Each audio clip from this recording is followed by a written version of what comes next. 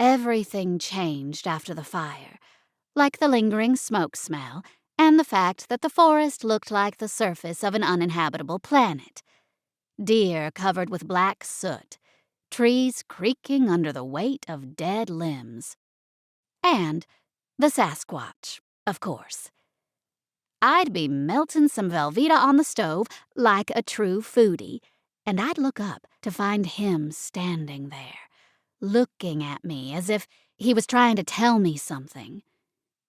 It'd be silly for me to tell you that he was tall and hairy and malodorous. Redundant to say that his feet were quite large and his face ape-like. You know all this already. What you miss from the caricatures, the carvings, the keychains and stickers is how it feels to be in the presence of something so commanding. He existed with the rhythms of nature, not over it like a human, which I think is what gave him the ability to move through the world like a ghost. His power was natural. Like the trees around us and the understory under us, he was, in every sense of the phrase, a part of this place, from the dawn of time.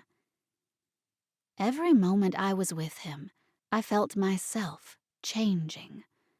I understood the smallness of humans, how our tiny brains could never comprehend the profound intelligence of a creature like this.